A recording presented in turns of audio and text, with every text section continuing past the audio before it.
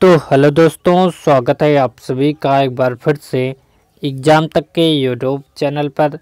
दोस्तों, अगर आप किसी भी टेक्निकल एग्ज़ाम की तैयारी कर रहे हैं, जैसे कि यूपीपीसीएल टीजी2 तथा जो है टेक्नीशियन ग्रेड की किसी भी एग्ज़ाम की तैयारी कर रहे हैं, जैसा कि एएलपी सीबीटी2 तथा जो है एमपीपीसीएल तथा आरबीयूएनएल, यानी कि किसी भी स्टेट की जो है यहाँ पर टेक्निकल एग्ज़ाम की तैयारी कर रहे हैं आईटीआई बेस्ड, तो यहाँ पर मैं आपके लिए कुल 2000 ऑब्जेक्टिव क्वेश्चन लेकर आ रहा हूँ। तो फ्रेंड, जिसका ये पार्ट नंबर 1 है, इसका जो है कुल 40 पार्ट बनेगा, जिसमें जो है हर पार्ट में आपको 50 क्वेश्चन मिलेंगे। तो आपके इस हिसाब से जो है 2000 क्वेश्चन कंप्लीट हो जाएंगे। तो फ्रेंड, सारे क्वेश्चन आपको बता दें कि प्रीवियस ईयर क्वेश्चन रहेंगे, तो आपके लिए जो है ज़्यादातर इम्पॉर्टेंट क्वेश्चन ही यहाँ पर बताए जाएंगे। तो वीडियो को लाइक कर दीजिए और चैनल पर नए हैं तो इसे सब्सक्राइब कर दीजिए।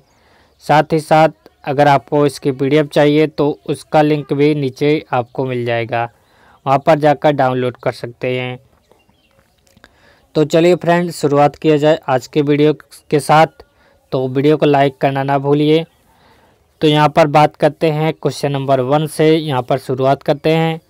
पहला क्वेश्चन है, शुद्ध धातु में तापमान में वृद्धि के साथ प्रतिरोध पर जो है यहाँ पर क्या प्रभाव पड़ेगा।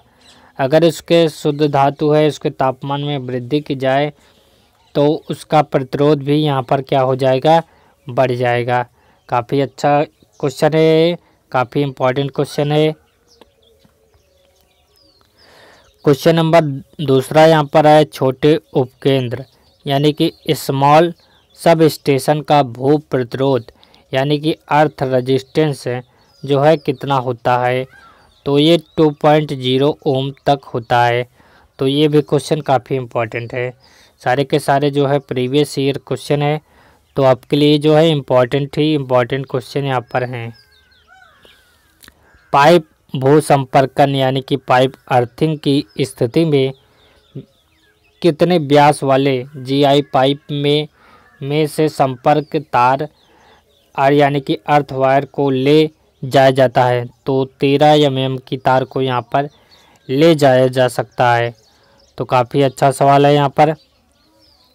क्वेश्चन नंबर 4 यहाँ पर है, दृष्टकारी जनित्र यानी कि डीसी जनरेटर का कार्य सिद्धांत किस पर आधारित होता है। यानी कि डीसी जनरेटर जो है किसके सिद्धांत पर काम करता है। तो सभी को पता होगा, यहाँ पर विद्युत चुम्बकीय फैराडे के नियम के आधार पर ये काम करता है। विद्युत चुम्बकीय प्रेरण के नियम के आधार पर कार्य करता है। तो काफ़ी अच्छा क्वेश्चन है, काफ़ी इम्पोर्टेंट क्वेश्चन है। क्वेश्चन नंबर 5 है, यहाँ पर फील्ड वाइंडिंग में परिसंचरण धारा यानी कि सर्कुलेटिंग करंट द्वारा मशीन में चुंबकीय अभिवाह यानी कि मैग्नेटिक फ्लक्स के उत्पादन को क्या कहते हैं। तो यहाँ पर उसे उत्तेजन यानी कि एक्सटाइटेशन कहा जाता है। तो ये भी क्वेश्चन काफ़ी इम्पोर्टेंट है। क्वेश्चन नंबर 6 है, यहाँ पर दृष्ट धारा मशीन यानी कि डीसी मशीन में कुंडली यानी कि वाइंडिंग के लिए प्रयुक्त इनफील्ड तांबे के तार की प्रतिरोधकता जो है कितनी होनी चाहिए।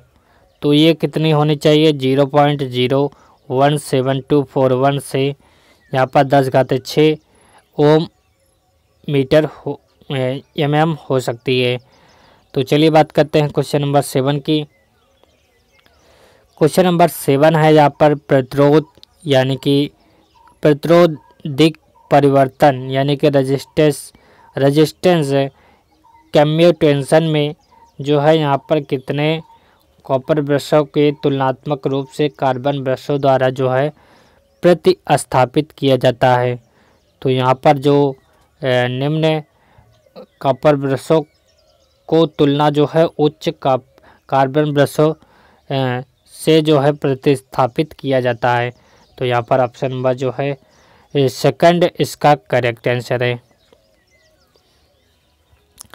क्वेश्चन नंबर 8 है, यहाँ पर आर्मेचर प्रतिक्रिया द्वारा कुल अभिवाह में कमी यानी कि टोटल फ्लक्स रिडक्शन के प्रभाव को क्या कहते हैं? तो इसे कहते हैं विचुंबकन प्रभाव यानी कि डीमैग्नेटाइजिंग इफेक्ट इसे कहा जाता है। तो ये भी काफ़ी अच्छा सवाल है, चुंबक टॉपिक से काफ़ी अच्छा सवाल है ये। अगला है यहाँ पर डिस्क धारा मोटर यानी कि डीसी मोटर समीकरण में EW/V क्या दर्शाता है? तो ये क्या दर्शाता है? दक्षता को दर्शाता है यानी कि एफिशिएंसी को दर्शाता है। तो काफ़ी अच्छा सवाल है ये, काफ़ी इम्पोर्टेंट है, आप इन्हें ध्यान में रखिएगा। अगर आप जो है पूरे 40 वीडियो को देख लेंगे तो आपको किसी भी एग्ज़ाम को क्रैक करने में कोई भी दिक्कत नहीं होगी। काफ़ी अच्छे सवाल यहाँ पर दिए गए हैं। क्वेश्चन नंबर 10वां है यहाँ पर 400 वोल्ट वाले एक शंट मोटर का आर्मेचर प्रतिरोध जो है 0.6 ओम और क्षेत्र प्रतिरोध जो है 200 ओम का है। 80% दक्षता पर 6 किलोवाट का आउटपुट देते समय विरोधी विद्युत वाहक बल यानी कि बैक EMF का मान यहाँ पर निकालना है। तो न्यूमेरिकल है, काफ़ी अच्छा सवाल है यहाँ पर। इसका जो राइट आंसर है ऑप्शन नंबर 1 इसका राइट आंसर है।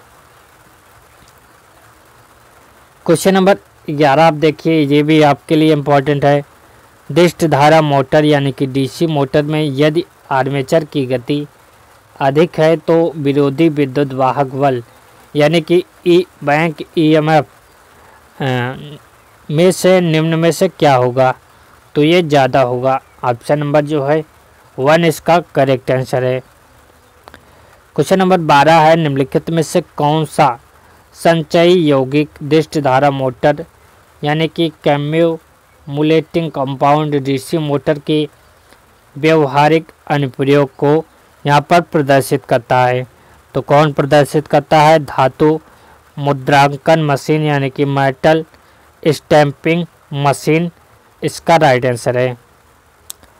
क्वेश्चन नंबर 13 है यहाँ पर कितने वोल्टता की डीसी आपूर्ति देकर थायरिस्टर चॉपर्स यानी कि कितने स्तर की डीसी वोल्टता उत्पन्न कर सकता है? तो यहाँ पर उच्च वोल्टता की डीसी आपूर्ति लेकर जो है थायरिस्टर चॉपर्स निम्न स्तर का डीसी वोल्टता जो है उत्पन्न कर सकता है। क्वेश्चन नंबर 14 यहाँ पर है, गति नियंत्रण स्पीड कंट्रोल की बोर्ड डियोनार्ड प्रणाली को किसकी गति नियंत्रित करने के लिए जो है उपयोग किया जाता है? तो यहाँ पर डिस्क धारा शंट मोटर यानी कि डीसी शंट मोटर का यहाँ पर प्रयोग किया जाता है। क्वेश्चन नंबर 15 की बात करें तो यहाँ पर पूछा गया है, निम्न रोधक पदार्थों में से ऊपरी तार यानी कि ओवरहेड लाइन के लिए आमतौर पर कौन सा यहाँ पर प्रयुक्त किया जाता है? तो यहाँ पर चीनी मिट्टी का प्रयोग किया जाता है यानी कि पोर्सिलीन का प्रयोग किया जाता है। क्वेश्चन नंबर 16 यहाँ पर है, कपास रेशम कागज जैसे रोधक पदार्थ बिना अंतर्भरण इम्प्रेग्नेशन के किस श्रेणी में रखे जाएंगे? तो ये क्लास वाई में रखे जाएंगे। ऑप्शन नंबर जो है चौथा इसका राइट आंसर है। तो क्वेश्चन नंबर 17 की बात करें तो यहाँ पर पूछा गया है, क्लास बी प्रकार के रोधक पदार्थ यानी कि इंसुलेटिंग मटेरियल का परिचालन तापमान यानी कि ऑपरेटिंग टेम्परेचर जो है कितना डिग्री होता है? तो ये 130 डिग्री होता है। क्वेश्चन नंबर 18 है यहाँ पर, प्रेरण मोटर में अगर रोटर प्रतिरोध बढ़ता है तो आरंभिक बल आघूर्ण यानी कि स्टार्टिंग टार्क क्या हो जाएगा? तो स्टार्टिंग टार्क क्या हो जाएगा? बढ़ जाएगा। काफ़ी अच्छा सवाल है यहाँ पर।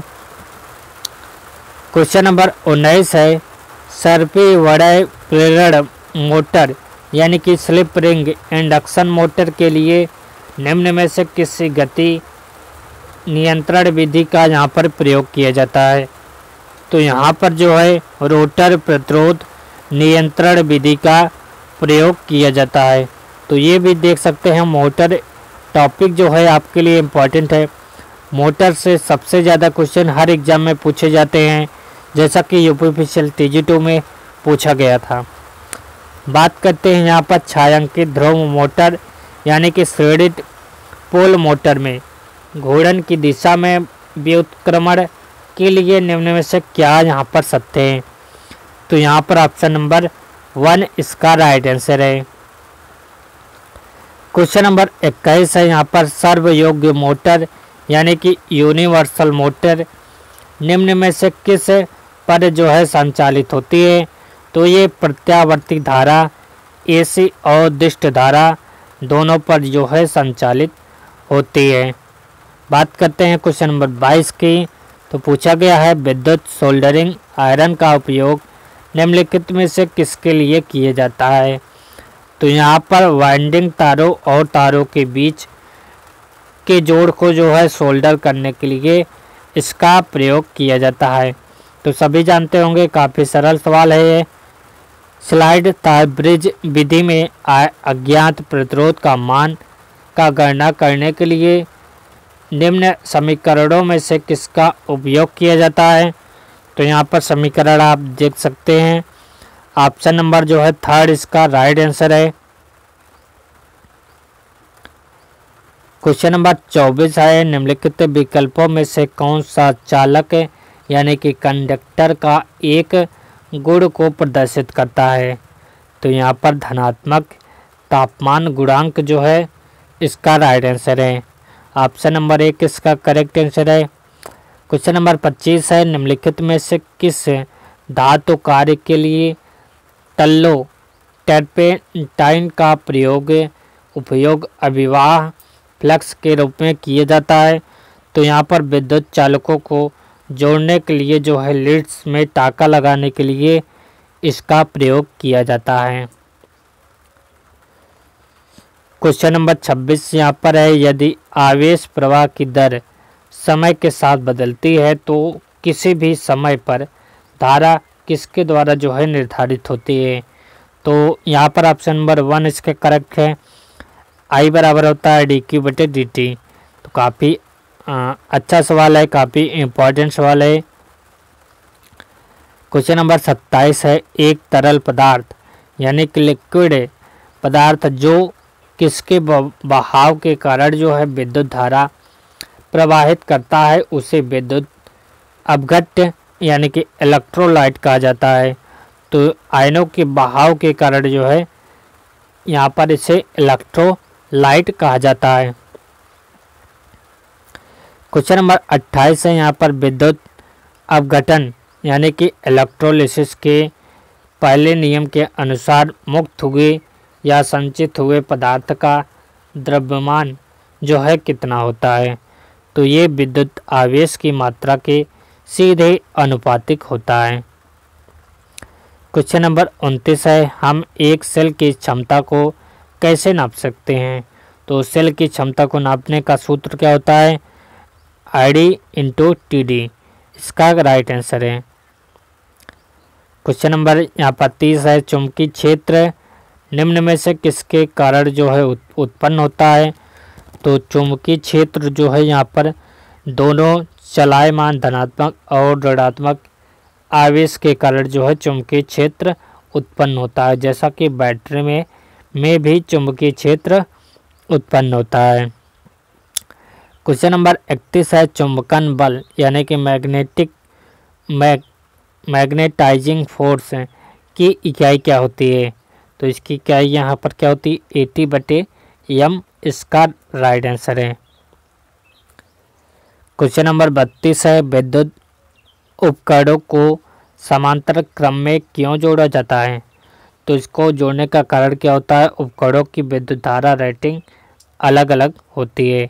जैसा कि अगर आप किसी जो है यहाँ पर घरों में वायरिंग जो है कुछ वायरिंग जो है घरों में वायरिंग श्रेणी क्रम में होती है, लेकिन ऐसे कुछ उपकरण होते हैं जिन्हें जो है समांतर क्रम में जोड़ा जाता है, जैसे कि उन्हें जो है किसी को कम बिजली की आवश्यकता होती है और किसी को ज़्यादा, तो इसीलिए जो है यहाँ पर श्रेणी क्रम में जोड़ा जाता है। लेकिन अगर समांतर क्रम में जोड़ देंगे तो यहाँ पर धारा रेटिंग अलग अलग होती है, तो इसलिए जो है इन्हें समांतर क्रम में जोड़ा जाता है। एक कूलाम का मान निम्न में से किसके बराबर होता है? तो एक कूलाम का मान जो है यहाँ पर 625 × 10⁻16 इलेक्ट्रॉनों के आवेश के बराबर होता है। तो ये भी काफ़ी इम्पोर्टेंट सवाल है, काफ़ी अच्छा सवाल है ये। जब एक चालक या कुंडली से जुड़ा चुंबकीय अभिवाह मैग्नेटिक फ्लक्स परिवर्तन होता है तो इसमें एक विद्युत वाहक बल यानी कि ईएमएफ प्रेरित होता है। यह कथन जो है क्या प्रदर्शित करता है? तो ये फैराडे का पहला नियम है। तो काफ़ी अच्छा सवाल है यहाँ पर। भू प्रतिरोध यानी कि अर्थ रेजिस्टेंस का मान किस पर निर्भर नहीं करता है? तो ये आपूर्ति के आवृत्ति पर निर्भर नहीं करता है। प्रेरकत्व यानी कि इंडक्टेंस की एसआई यूनिट क्या होती है? तो प्रेरकत्व की एसआई यूनिट क्या होती है? हेनरी। इसका राइट आंसर है। काफ़ी सरल सवाल है ये।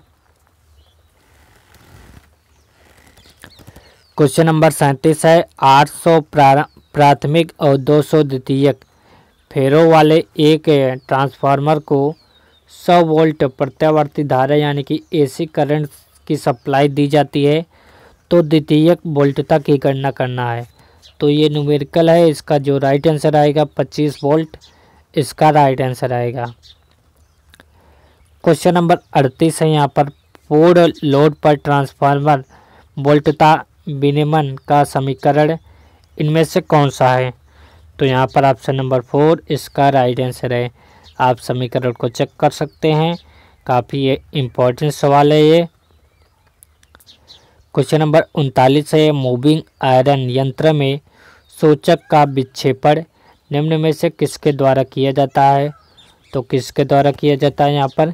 इसका जो राइट आंसर है ऑप्शन नंबर 1 है। यहाँ पर थीटा बराबर 1L1 L² DL/2K d theta, इसका राइट आंसर है।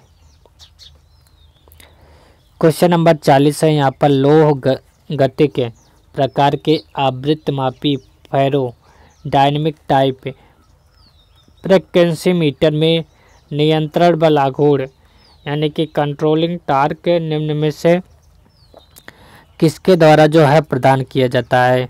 तो किसके द्वारा टार्क को नियंत्रित करके जो है करने की कोई भी यहाँ पर व्यवस्था नहीं होती है।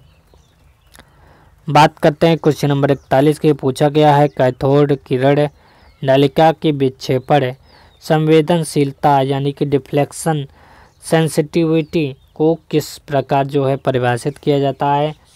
तो यहाँ पर यस बराबर होता है D/E/D। रोटर फील्ड ध्रुवों द्वारा उत्पन्न अभिवाह फ्लक्स पर आर्मेचर अभिवाह के प्रभाव को क्या कहते हैं? तो इसे आर्मेचर प्रतिक्रिया यानी कि आर्मेचर रिएक्शन कहा जाता है। क्वेश्चन नंबर 43 है माप उपकरणों में विचलन अथवा परिचालन बल की आवश्यकता क्यों होती है? तो यहाँ पर क्यों होती है आवश्यकता? सूचक को शून्य स्थिति से आगे बढ़ाने के लिए जो है इसकी आवश्यकता होती है। 3 चरण वाले संतुलित स्टार कनेक्शन के लिए निम्न में से क्या यहाँ पर विकल्प सही है? तो लाइन वोल्टता बराबर होता है √3 गुणे फेज वोल्टता। तो ये क्वेश्चन जो है यूपीपीसीएल के TG2 के 2019 में एग्ज़ाम में पूछा गया क्वेश्चन है, काफ़ी अच्छा क्वेश्चन है ये। फार्म गुणक यानी कि फॉर्म फैक्टर किसका अनुपात होता है? तो इसका जो राइट आंसर है यहाँ पर फार्म गुणक यानी कि फॉर्म फैक्टर बराबर होता है वर्ग माध्य मूल्यमान यानी कि RMS वैल्यू बटे जो है एवरेज वैल्यू के बराबर होता है यानी कि औसत मान के बराबर होता है। क्वेश्चन नंबर 46 है नियमित समय अंतराल पर जो है अपनी ध्रुवीयता बदलने के लिए वोल्टता को क्या कहते हैं? तो इसे प्रत्यावर्ती वोल्टता यानी कि अल्टरनेटिंग वोल्टेज कहा जाता है। क्वेश्चन नंबर 47 है, मापन उद्देश्य के लिए माप उपकरणों के संयोग में प्रयोग होने वाली परिमाणित यानी कि ट्रांसफार्मर को क्या कहते हैं। तो यहाँ पर उपकरण परिमाणित यानी कि इंस्ट्रूमेंट ट्रांसफार्मर कहा जाता है। क्वेश्चन नंबर 48 है, यहाँ पर 50 kVA के नीचे के छोटे परिमाणित यानी कि ट्रांसफार्मर में कैसा शीतलन प्रयुक्त होता है। तो यहाँ पर वायु शीतलन प्रयुक्त किया जाता है। क्वेश्चन नंबर 49 है, यहाँ पर आवर्त अल्टरनेटर का वोल्टता विनियमन निम्नलिखित कारकों में से किस पर निर्भर करता है। तो ये लोड धारा और लोड शक्ति गुणांक पर निर्भर करता है। तो यहाँ पर आज का इस वीडियो का लास्ट क्वेश्चन है, एक किस्में जो है दो चालक होते हैं जो एक दूसरे से एक ध्रुव अंतराल यानी कि पोल पीछे द्वारा अलग अलग होते हैं और श्रेष्ठ श्रृंखला क्रम में जुड़े होते हैं। तो यहाँ पर इसका जो राइट आंसर है 4 कॉइल स्पैन जो है इसका राइट आंसर है। तो फ्रेंड ये थे आज के पार्ट नंबर 1 जिसमें जो है आपको 50 क्वेश्चन बताए गए। उम्मीद है आपने सारे क्वेश्चन को देखे होंगे और आपको ये सारे क्वेश्चन अच्छे लगे होंगे। तो वीडियो को लाइक करना ना भूलिए और साथ ही साथ चैनल को ज़रूर शेयर करिए, अपने दोस्तों को भी बताइए। यहाँ पर जो है 2000 क्वेश्चन की टेस्ट सीरीज़ चल रही है जिसमें जो है काफ़ी अच्छे क्वेश्चन आपको दिए जाएंगे। सारे क्वेश्चन प्रीवियस ईयर के क्वेश्चन रहेंगे, तो आप जो है इसे ज़रूर देखिएगा। साथ ही साथ आपको इसकी PDF चाहिए तो उसका लिंक भी नीचे दिया गया है, वहाँ पर जाकर डाउनलोड कर सकते हैं। डाउनलोड करने में कोई भी दिक्कत आती है तो कमेंट कर सकते हैं। तो फ्रेंड मिलते हैं अगले वीडियो में। तो thanks for watching this video.